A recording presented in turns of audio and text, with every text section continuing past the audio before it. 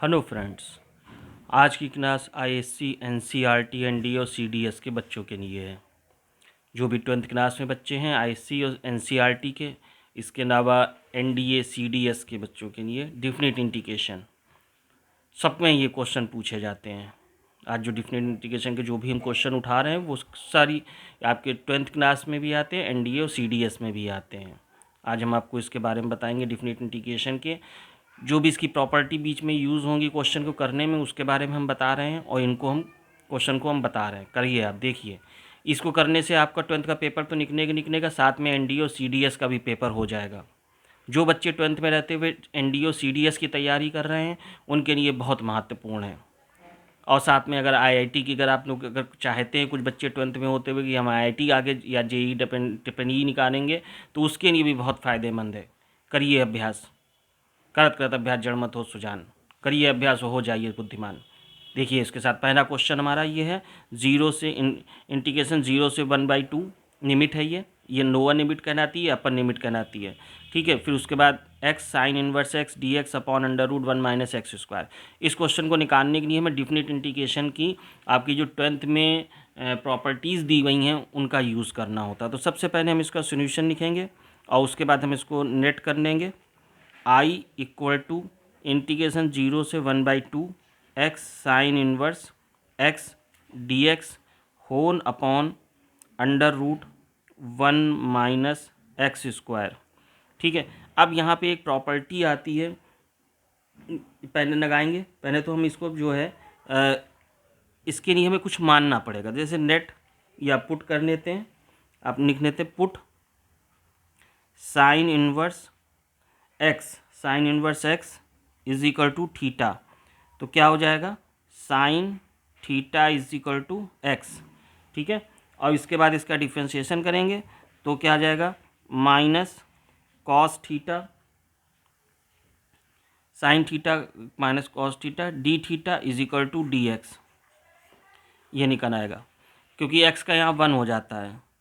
तो इसके बाद हमारे पास जब ये वैल्यू है इसकी निकल आएगी, तो फिर हम यहाँ पे लिमिट भी निकालेंगे। देखें, यहाँ पे जब हम एक्स की वैल्यू हमको जब 0 दी गई है यहाँ पे, तो साइन थीटा, अब देखिए हम यहाँ पे लिमिट भी चेंज करनी होगी इसी के हिसाब से। तो sine theta is equal to x, और x की वैल्यू जब हम यहाँ पे 0 रखेंगे, x इज इक्वल टू 0 करेंगे, तो sine theta is equal to 0। और साइन में 0 किसकी वैल्यू होती है, साइन 0 की।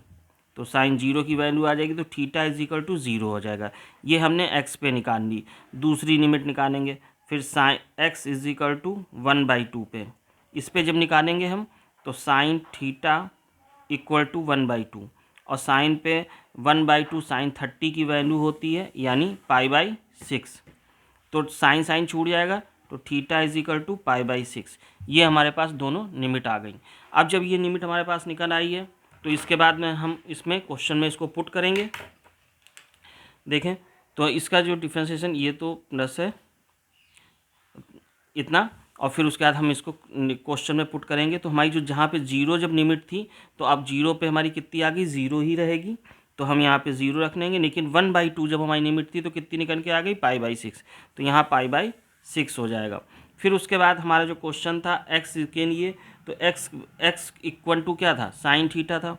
तो यहाँ पे साइन थीटा आ जाएगा, और साइन इनवर्स एक्स के लिए हमारे पास जो वैल्यू हमने मानी थी वो थीटा मानी थी, तो इसलिए ये थीटा यहाँ पर आ जाएगा होल। अच्छा, डी एक्स की वैल्यू हमारे पास क्या आ जाएगी, cos theta D theta whole upon √x की वैल्यू है 1 - साइन स्क्वायर थीटा। ये निकल के आ जाएगी। इसके बाद हम इसको जो है सिंप्लीफाई करेंगे, तो क्या आ जाएगा, 0 से π/6 theta sine theta cos theta D theta oblique 1 - sine square theta, यानी क्या हो जाएगा, कॉस स्क्वायर थीटा। तो कॉस स्क्वायर का स्क्वायर रूट खत्म हो जाएगा, तो K1 कॉस थीटा रह जाएगा। तो इस तरीके से यहाँ पे कॉस थीटा और कॉस थीटा कट हो जाएगा। तो हमारे पास बच जाएगा, ये आई के इक्वल चल रहा है क्योंकि ऑलरेडी मैंने आई की मान रखा है।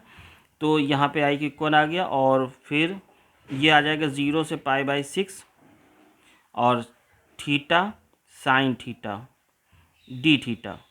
अब इसको हम जो है सोल्यूशन करेंगे इसका बाई पार्ट के जरिए, ठीक है। तो बाई पार्ट में हम जब जाएंगे तो थीटा छोड़ देंगे और फिर यहाँ पे sine theta D theta minus integration sine d upon d theta और फिर यहाँ पे थीटा और फिर यही पलट के यहीं लिख देंगे साइन थीटा डी थीटा और ब्रैकेट बंद और फिर डी थीटा।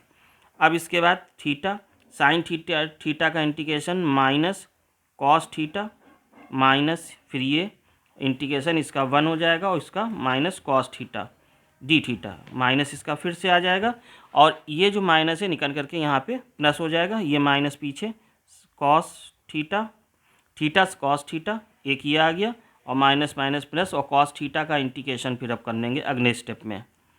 तो यहाँ पे आ जाएगा theta cos theta plus cos theta का इंटीग्रेशन साइन थीटा। और अब इसके बाद यहाँ पे जो हमारे पास लिमिट है हम सबके लिए लिमिट रख देंगे, इसकी लिमिट रख देंगे यहाँ पे 0 से π/6 और यहाँ पर भी 0 से π/6 ये लगा देंगे। इसको सिंप्लीफाई करेंगे फिर उसके बाद आंसर देखते हैं अपना। तो यहाँ पे हम पहले अपर लिमिट π/6 और फिर कॉस थीटा में भी π/6 माइनस लोअर लिमिट। तो यहाँ पे जब 0 रखेंगे तो ये 0 पूरा ही 0 कर देगा। कॉस 0 तो वैसे 1 होता है लेकिन यहाँ पे 0 है मल्टीप्लाई होकर के ये पूरा 0 हो जाएगा। फिर प्लस साइन थीटा में भी साइन π/6 फिर उसके बाद minus upper limit minus lower limit तो फिर यहाँ पे साइन 0। तो क्या हो जाएगा, देखिए कॉस 30 की वैल्यू √3/2 होती है तो माइनस π/6 ये है और यहाँ पे आ जाएगा √3/2 ये ब्रैकेट के अंदर है, ये पूरा 0 हो जाएगा, ठीक है। तो ये ख़त्म होकर के -0 प्लस साइन 30 की वैल्यू 1/2 होती है, साइन 0 0 ही रहता है तो इसलिए ये भी 0 हो गया। सिंप्लीफाई और कर लेंगे आगे जा कर के तो हमारे पास आ जाएगा -π√3/12 प्लस 1/2 ये हमारे पास आंसर निकल के आ जाएगा। तो -√3/12 और प्लस 1/2 यही हमारा इस क्वेश्चन का आंसर होगा।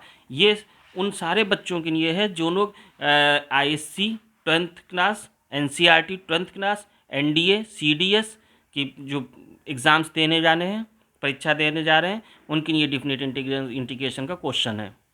ये सारे इन चारों पेपरों में आपको ये क्वेश्चन मोस्ट पॉसिबली आता ही आता है और डिफिनेट में तो ज़रूर आता है। ये चारों क्लास के लिए आप लोग अच्छे से, और इसके अलावा अगर जो लोग IIT के लिए जो तैयारी कर रहे हैं उनके लिए तो ये बहुत ज़रूरी है। बिल्कुल करिए अभ्यास और सीख जाइए, बढ़िया बुद्धिमान।